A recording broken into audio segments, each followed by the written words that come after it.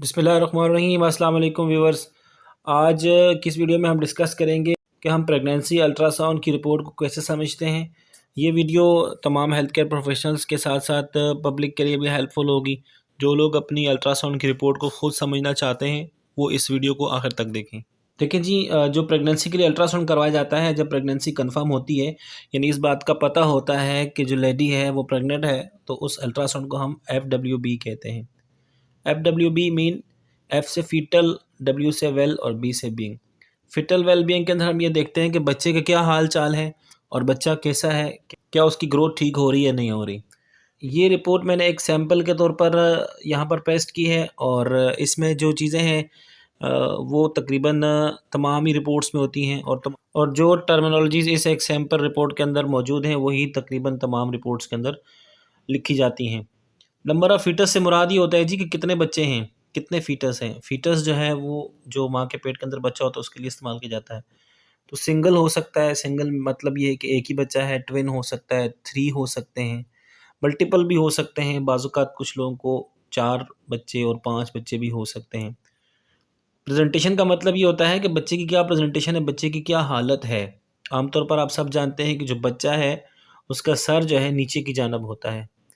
यानी बच्चा जब पैदा होता है तो सबसे पहले सर बाहर आता है और सर ही नीचे की जानिब होता है, उसको हम सिफेलिक कहते हैं। एक कंडीशन होती है उसमें ब्रीच पोजीशन में होता है बच्चा, बच्चे की प्रेजेंटेशन ब्रीच होती है। ब्रीच का मतलब ये है कि बच्चा उल्टा है, कि बच्चे का सर जो है ऊपर की जानिब और टांगें नीचे की जानिब हैं।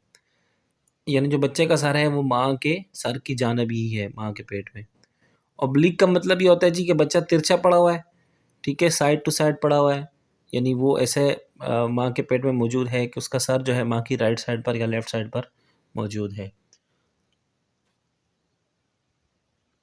लाई का मतलब ये होता है जी कि बच्चा कैसे लेटा हुआ है, लॉन्गिट्यूडनल लेटा हुआ है, ट्रांसवर्स लेटा हुआ है या अनस्टेबल लेटा हुआ है। यानी जो बच्चा है वो उसकी पोजीशन जो है वो बिल्कुल बिल्कुल सीधी पोजीशन में है, बिल्कुल लॉन्गिट्यूडनल है, या बच्चा जो है ट्रांसवर्स है, ठीक है, यानी कि बच्चा तिरछा है या बच्चा अनस्टेबल लेटा हुआ है। उसके बाद फीटल कार्डिक एक्टिविटी का मतलब ये होता है कि बच्चे की जो दिल की हरकत है वो मौजूद है या नहीं। तो प्रेज़ेंट का मतलब ये होगा जी मौजूद है, और एब्सेंट का मतलब ये होता है जी कि मौजूद नहीं है। ये बात याद रखें कि जब बच्चे की फीटल कार्डिक एक्टिविटी जब एब्सेंट होती है तो उस सूरत में हमें अलार्म हो जाना चाहिए और ये देखना चाहिए कि क्यों एब्सेंट है। साथ दूसरे साइंस देखने चाहिए, क्योंकि जब कार्डिक एक्टिविटी एब्सेंट होती है तो ज़्यादातर केसेस में जो है बच्चे की माँ के पेट के अंदर ही डेथ होती है। स्लगिश का मतलब ये है जी कुछ मिल रही है, कुछ नहीं मिल रही है, ठीक है। तो ये कन्फ्यूजन होती है स्लगिश जब कोई लिख कर देता है रिपोर्ट में, तो आमतौर पर प्रेजेंट और एब्सेंट का ही वर्ड यूज़ किया जाता है। फीटल मूवमेंट से मुराद ये है जी कि बच्चे की मूवमेंट है या नहीं।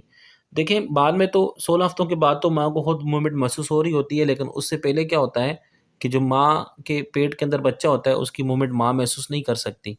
अल्ट्रासाउंड के ज़रिए हम देख सकते हैं, तो मूवमेंट प्रेज़ेंट है, एब्सेंट है या स्लगिश है, ठीक है। स्लगिश वही जो है ना मामूली है, और एब्सेंट का मतलब बिल्कुल नहीं है, और प्रेज़ेंट का मतलब ये है मौजूद है।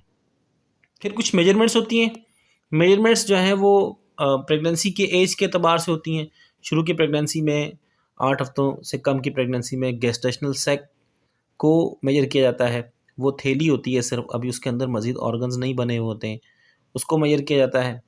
उसके बाद 8 हफ्तों के बाद बाकायदा एक क्राउन रैंप लेंथ मेजर की जाती है। CRL का मतलब होता है क्राउन रैंप लेंथ।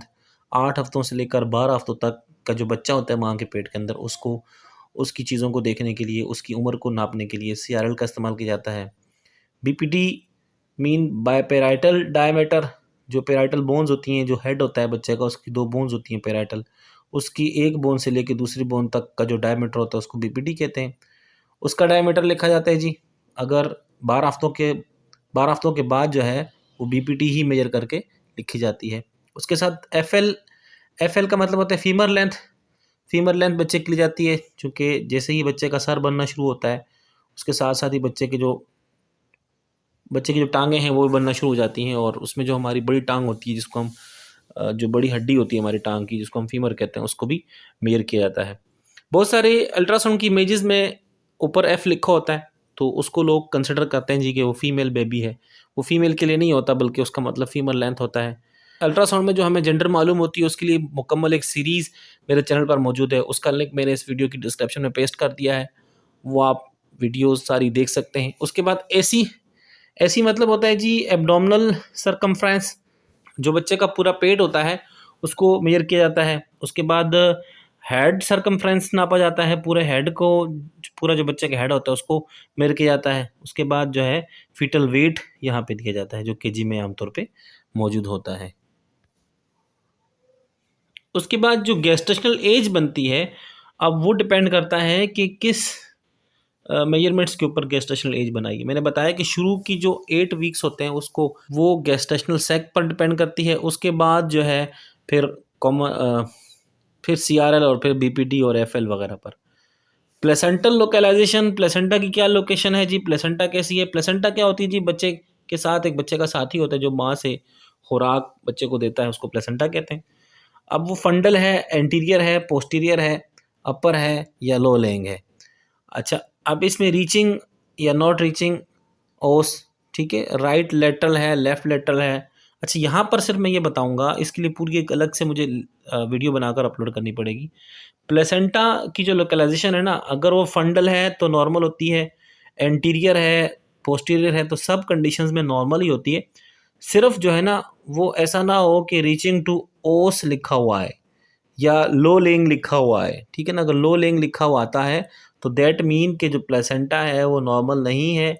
या प्लेसेंटा प्रीविया का एक वर्ड यूज़ होता है, उस प्लेसेंटा प्रीविया के वर्ड का मतलब ये होता है कि प्लस बच्चे को बाहर निकलने से रोकेगी। उसके बाद जी इम्यूनिटी फ्लूइड, जो थैले में मौजूद पानी होता है। एडिक्वेट का मतलब होता है जी कंप्लीट है, ठीक है, नॉर्मल है। रिड्यूस का मतलब जानते हैं आप सब के कम, और एक्सेसिव का मतलब ज़्यादा, और स्कैंटी का मतलब भी कम होता है। तो एडिक्वेट होना चाहिए इसको, ना ही ज़्यादा होना चाहिए ना ही कम होना चाहिए। फीटल एबनॉर्मलिटी के अंदर कोई अगर एबनॉर्मलिटी जो अल्ट्रासाउंड की डॉक्टर है उसको नज़र आती है तो वो कोई लिखती है तो इस तरह मेंशन कर सकती है।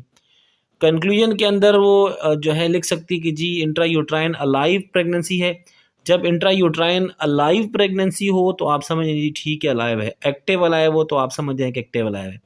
लेकिन जब अलाइव ना लिखा हुआ हो तो इसको फौरी तौर पर ऊपर जाके देखना पड़ेगा कि कार्डियक एक्टिविटी है या नहीं, बच्चे की मूवमेंट है या नहीं। इसके अलावा अगर आप कुछ जानना चाहते हो तो कमेंट करें वीडियो के नीचे, और वीडियो पसंद आई हो तो लाइक करें।